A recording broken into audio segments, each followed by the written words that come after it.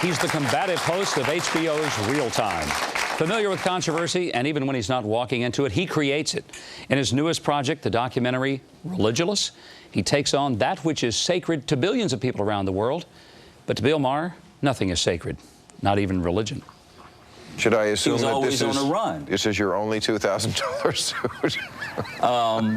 The gentleman who made this suit for me owns a clothing store. Hey, Mr. K, in the house. The prices that I get my clothes for, you know, yeah. I'm blessed in that area. Yes, you know, you are. I'm more blessed than I've ever been all the days of my life. And the owner is a Muslim, which I came out of Islam. I know, and I think it's very interesting that you're a Christian now, you were a Muslim, and when you get your clothes, you buy them like a Jew. Well, I've been on Bill's show several times, and he kept his word about being on mine. And even though we don't often agree on things, we have a civil relationship. Earlier, I spoke to Bill Maher about his contentious film. Bill, I've seen the movie Religious. It's an interesting movie. I doubt that most of the people in my church are going to want to sit all the way through it, although I found it rather entertaining. But I got to ask you something. Having seen it, it just made me wonder, did you get hit by a church bus when you were a little kid somewhere along the way? No, we drove to church in the old family Chevy. But I have to take issue with that. You know, religious people have been enjoying this movie because it's about a subject that they like, religion. And there's not a lot of movies about that. And also, I think they're surprised to find that it's not mean-spirited. Yes, my point of view is probably different from yours, but for those who thought I was going to be mean and sticking fingers in people's eyes, that's not what this movie is. It's just asking questions and bringing up issues that maybe you never hear, questions you never hear, like why is faith good? Very simple questions.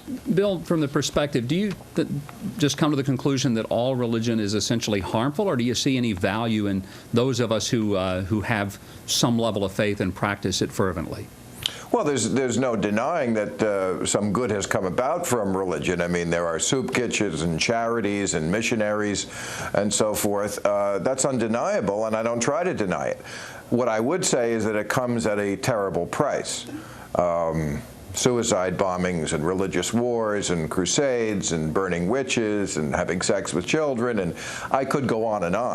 And there is absolutely no reason why charitable ethical acts can't take place without the myths, without the things that actually cause all this harm in the world. But many of us, I think, would take issue, Bill, that church bombings or suicide killings are the result of true religion, but a perversion of true religion.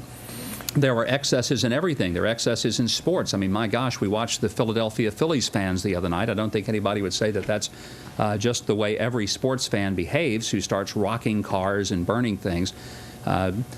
So is it a little harsh to say that if you find some excesses, even in religion, that it doesn't mean that there's some authenticity in it as well? Well, you're apologizing away an awful lot of violence and hatred in the world to excess.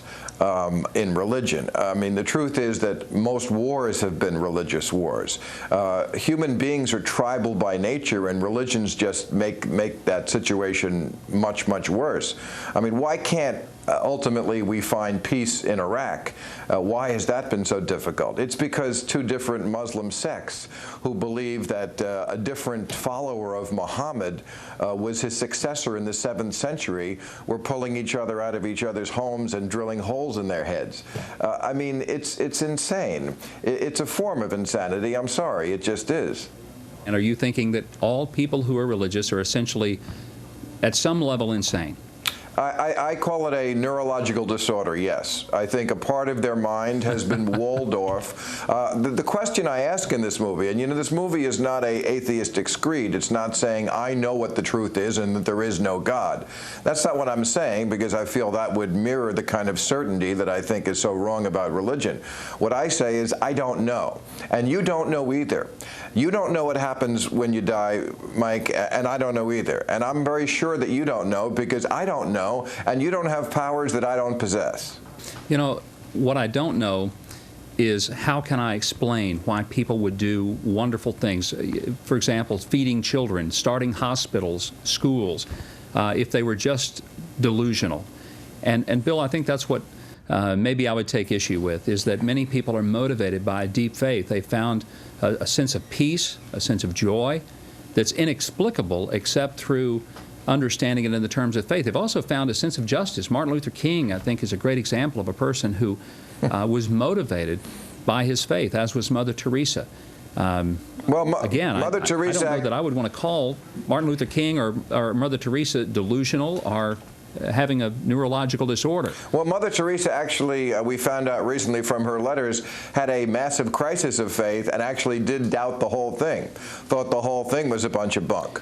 That happened in 19... You know, it's doubt, though, that drives people to faith. I read the Mother Teresa's story, and it's powerful, but I think it's also an affirmation of real faith, because real faith always questions. Real faith is not blind. It's eyes wide open. It's the lights on, not the lights off. And that's... For many of us, I think we've seen people who have sort of a lights-off faith, but I would agree with you on that point, Bill. That's not real faith, because real faith is always willing to be challenged.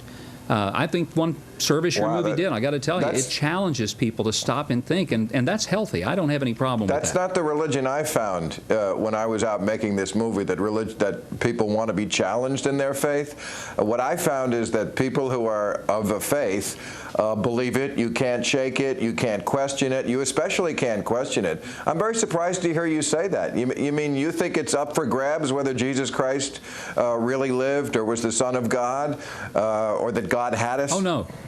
Well, then you're contradicting what you just said. Lived. I believe he died. I believe he rose again. You know, I truly believe that. But I don't think it hurts my faith if you or anyone else questions it. I think real faith is so confident and comfortable in its essence that you want it to be questioned, because as it's questioned, you dig deeper to find out that your roots are in fact running deep. Then can I ask you that's what I'm trying to say. Can I ask you a question? Have you ever...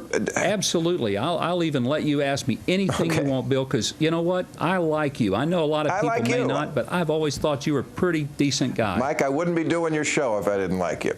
But let me ask you this. Has a God ever personally actually spoken to you? You know, when God speaks to me, it's a lot louder than that, Bill, a lot louder than that.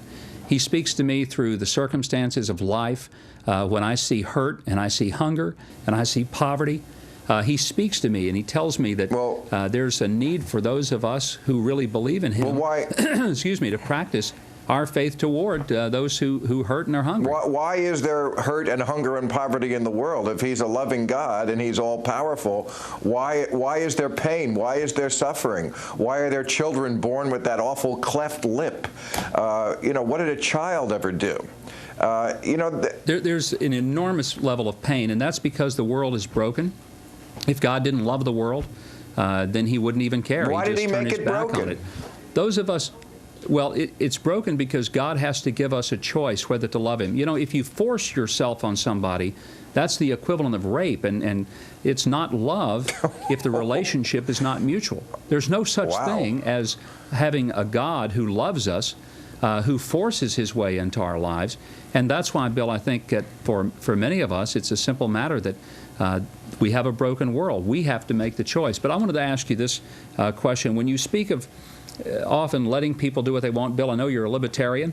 Even in the movie, there was a particular scene of you in Amsterdam, and you know, I think you were enjoying a product that probably wouldn't be allowed where you are now. No, but it was legal or in many there. Other places. Right. That's right. It was legal. You were doing something illegal in Amsterdam, not legal in L.A. You find it okay that people would engage in behaviors that they find useful to them. Why isn't it okay then for people to engage in the practice of their faith, if it truly does give them a sense of purpose and joy? I'm not trying, Governor, I'm not trying to outlaw religion. Okay, you can believe whatever you want. You want to believe in the spaghetti monster or the Klingons, that's fine. I'm just trying to present a point of view that millions and millions, tens of millions of even Americans, yes, Americans believe. There are even Americans who are rationalists. And for those of you who would say, and you might be among them, that society falls down when we stop having faith and believing, it doesn't. And we have proof of that because all of Western Europe has thrown religion in the ash heap of history. You look at almost any country in Western Europe, and the levels of atheism, agnosticism are well above 50%. They have grown up. They have taken these things that are obviously myths from the Bronze Age and said we no longer need to live by them. I don't know why people just don't give themselves a break. You don't have to worship something. There are enough real problems in the world. And Bill, I want to say there are a lot of problems, and I hope that whether people approach them from a religious standpoint or not, they work to solve them. My problem is we're out of time. I appreciate yours. It's great to visit with you. Thank you. I wish you the best, and we'll continue this discussion some of these days. Okay, Governor. Please come back and see us on my show. Thank you.